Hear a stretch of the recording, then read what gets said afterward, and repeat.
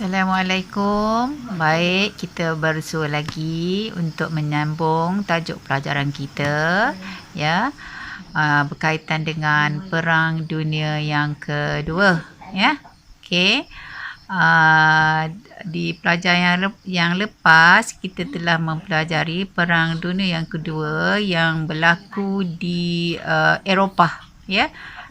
Sebagaimana yang kita tahu, Perang Dunia Kedua ni yang berlangsung antara tahun 1941 sehingga 1945 ya, berlangsung di dua tempat di dua medan, iaitu satu di Eropah dan satu lagi di Asia Pasifik.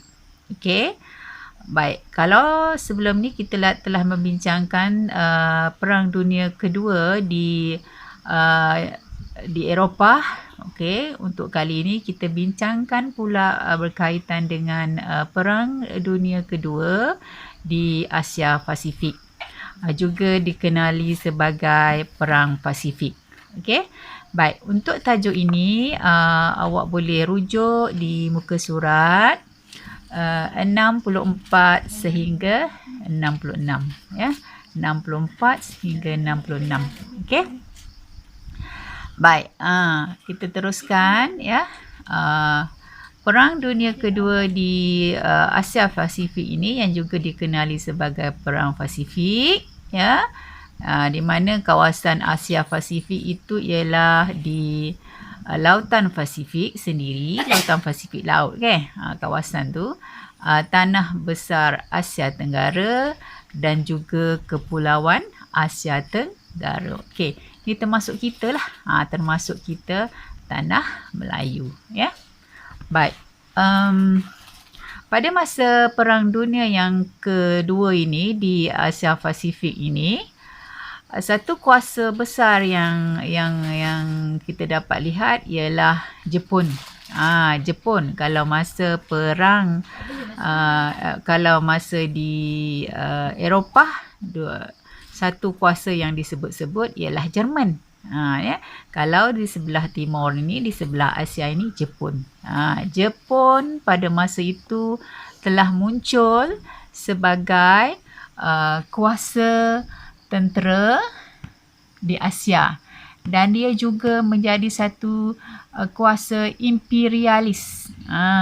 Okay? Kuasa imperialis. Kita tahu kuasa imperialis ni ialah kuasa penjajah. Kalau kuasa imperialis di barat tu kita tahulah, seperti British ya, Perancis ya. Tapi satu kuasa imperialis di sebelah timur ini ialah Jepun. Imperialisme ni dia punya kegiatan lah, kegiatan dia menjajah negara lain. Jadi Jepun ni telah muncul sebagai kuasa imperialis di Asia Pasifik. Baik, okey.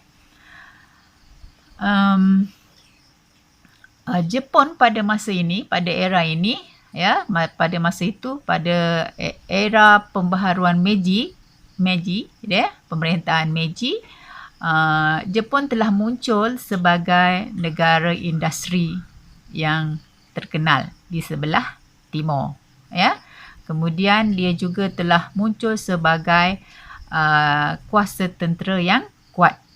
Jepun pada masa ini, satu kuasa timur yang masyhur lah pada masa itu ya, tahun 1940-an ya. Okey. Baik, Jepun juga dikatakan sebagai kuasa paksi. Jepun menjadi kuasa paksi di rantau Pasifik. Kita tahu kuasa paksi, dua kuasa yang terlibat semasa Perang Dunia yang Kedua ialah kuasa bersekutu dan juga kuasa paksi. Kalau kuasa paksi di sebelah Eropah, iaitu Jerman dan juga Itali.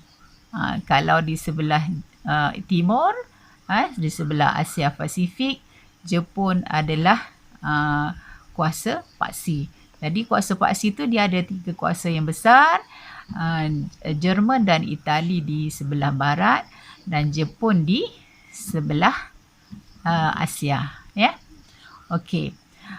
Bagaimana Jepun telah muncul, ya, telah muncul menjadi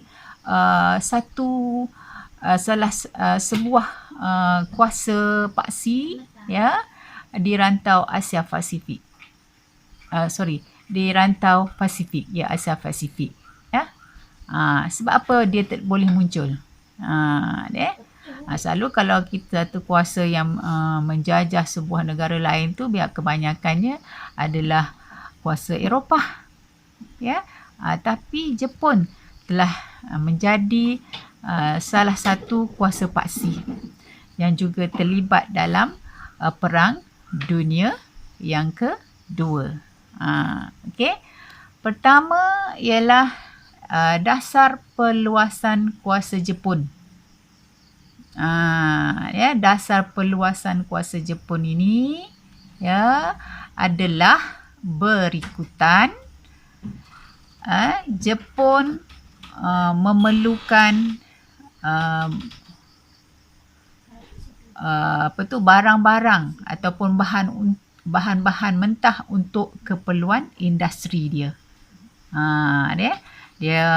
Jepun perlukan bahan-bahan mentah untuk keperluan industri dia, di samping juga untuk memasarkan bahan-bahan industri dia.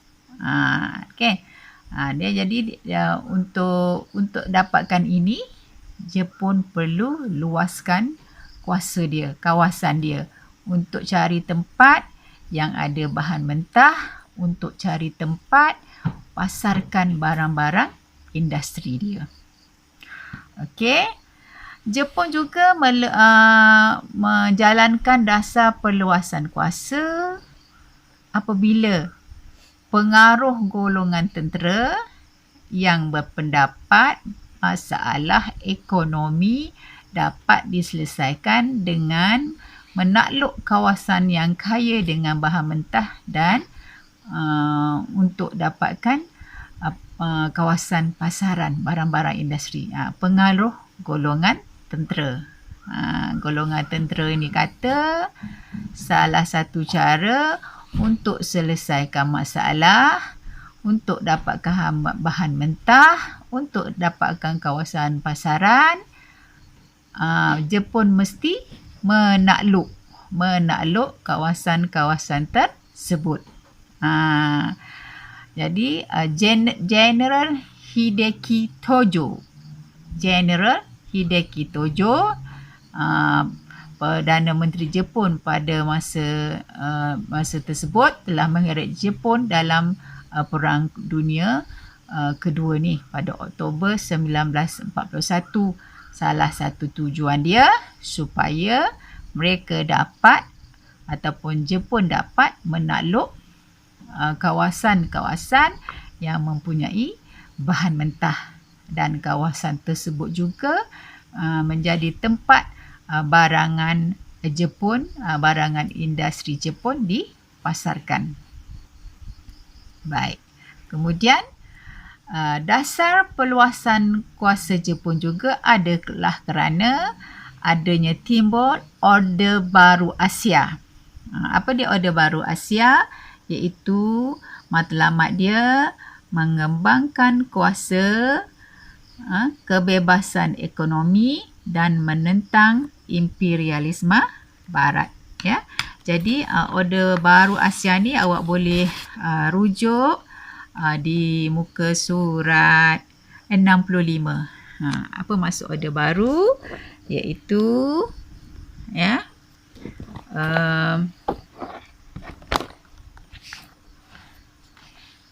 okey, kita tengok, ya, muka surat 65, Orde Baru. Maksud dia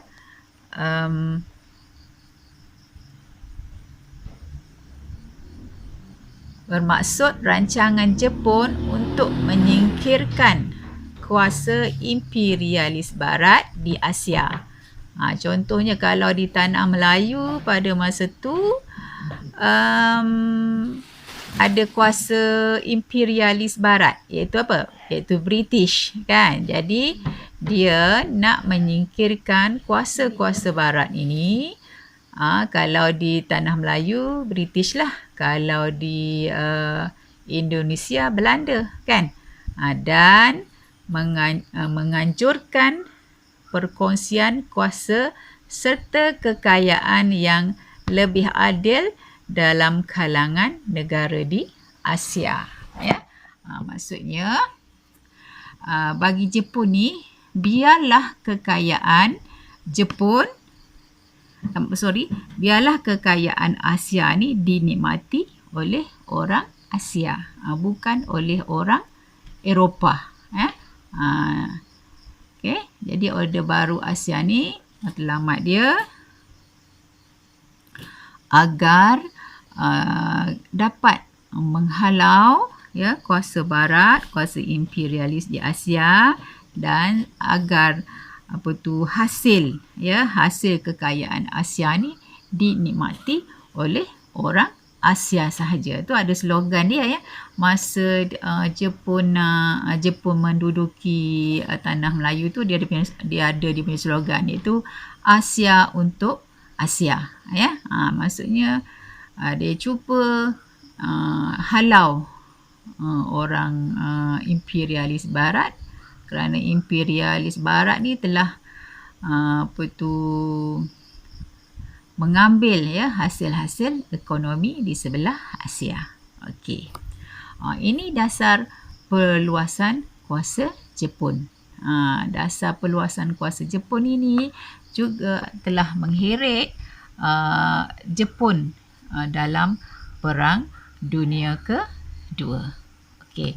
Seterusnya, sekatan ekonomi terhadap Jepun. Baik, ya. Sekatan ekonomi terhadap Jepun. Sekatan ekonomi terhadap Jepun oleh pihak bersekutu. Kan Jepun ni kan dia kuasa paksi. Pihak bersekutu iaitu Amerika Syarikat, British dan juga Belanda. Jadi untuk menghalang Jepun daripada memperoleh bahan mentah untuk industri dan operasi perang. Jadi pihak bersekutu telah membuat sekatan ekonomi terhadap Jepun. Ini jadi Jepun marahlah. Jepun marahlah sebab pihak bersekutu telah mengadakan sekatan ekonomi terhadap Jepun. Jadi dia tak dapat nak mengembangkan industri dia dan juga untuk dapatkan bekalan untuk operasi perang. Seterusnya, sebab apa Jepun telah menjadi sebab apa Jepun telah terlibat dalam Perang Dunia Kedua ini di atas nama kuasa paksi, ialah rancangan penaklukan wilayah di selatan. Jadi Jepun merancang kuasai wilayah-wilayah di selatan. Kalau kita tengok peta Asia Tenggara, di selatan tu termasuklah negara kita, termasuklah negara kita, tanah Melayu. Merangkumi Asia Tenggara yang kaya dengan bahan mentah. Jerman telah menghantar pakarnya ke Jepun untuk mengkaji serangan dan membantu pembuatan kapal terbang Jepun. Kan? Kita tahu Jerman ni ialah sekutu dia, kan? Jerman, Itali, Jepun adalah kuasa paksi. Jadi rancangan Jepun tadi untuk menakluk wilayah-wilayah di selatan yang merangkumi Asia Tenggara itu telah dibantu oleh kuasa paksi yang lain, iaitu Jerman.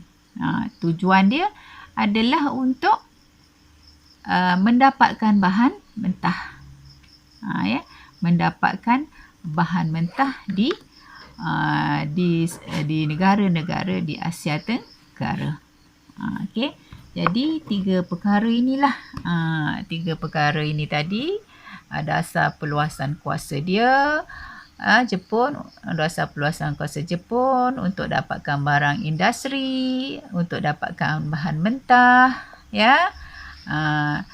Dan disebabkan juga oleh pengaruh golongan tentera, disebabkan oleh matlamat supaya Asia ni adalah dinikmati oleh orang Asia, ya. Lepas tu dia punya ekonomi disekat oleh pihak bersekutu, dan juga rancangan dia nak menakluk wilayah selatan untuk dapatkan bahan mentah, ya, menyebabkan Jepun telah terlibat dengan ataupun dalam Perang Dunia yang kedua dengan bantuan kuasa paksi yang lain, iaitu Jerman, ya. Jadi kegagalan rundingan di Amerika Syarikat untuk menamatkan sekatan ekonomi, kan? Ni tentera pihak bersekutu dia mengadakan sekatan ekonomi terhadap Jepun. Jepun berusaha jugalah untuk mengadakan rundingan dengan Amerika Syarikat supaya ditamatkan sekatan ekonomi, tetapi gagal, dan ini menyebabkan Asia Pasifik diserang serentak pada Disember 1941. Ya. Jadi pelajar-pelajar semua, awak boleh lihat, ya. Awak boleh lihat peta, ya. Peta di muka surat di muka surat 66, ya, 66 dan juga 67. Ya, awak tengok di peta muka surat 66 dan 67 tu, ya, dia kalau awak kaji betul-betul peta tu, awak akan dapat lihat bagaimana serangan, ya, bertubi-tubi Jepun ke atas kawasan Asia Tenggara, ya.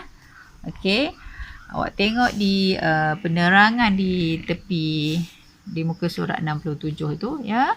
Bermula 8 Disember 1941 lagi pendaratan Jepun di Kelantan, ya. Pendaratan Jepun di Kelantan, ya. Okey, dalam masa tarikh yang sama juga Jepun menyerang Pearl Harbor. Ini pangkalan tentera Amerika Syarikat, ya. Awak boleh tengok, ya, di Jepun di Miri, Jepun di Filipina, di Hong Kong, Manila, ya. Kemudian Jepun menakluk Burma, Sandakan, Singapura dikalahkan, ya. Jepun juga menyerang Jawa, ya. Ni semua kalau perhati baik-baik peta tu, dia ada siap dah nombor, dia ada petunjuk dia dengan nombor-nombor, dia ada petunjuk dia kawasan-kawasan yang diserang oleh Jepun melalui serangan bom udara, ya. Okey. Ini telah menunjukkan peperangan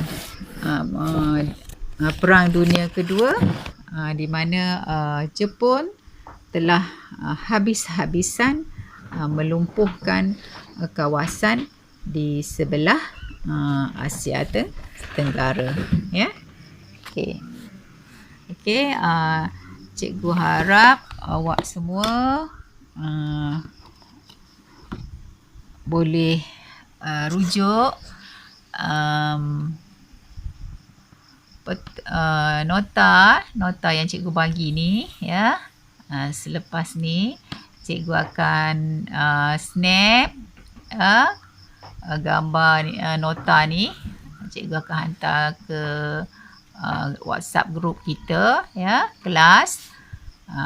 Boleh salin, fahami, baca buku teks dulu, rujuk muka surat 64 hingga 65, baca. Kalau kurang faham, awak boleh tengok balik nota ni, salin, ya. Dan juga tengok peta, peta serangan Jepun dalam Perang Dunia Kedua di Asia Pasifik, ya, di muka surat 67. Okey. Cikgu harap awak boleh faham, ya. Baca dengan cuba fahamkan sebaik mungkin, ya. Buat nota. Selepas ni cikgu akan bagi soalan kebat, ya. Okey, jawab soalan kebat. Okey, cikgu ucapkan selamat belajar dan Assalamualaikum.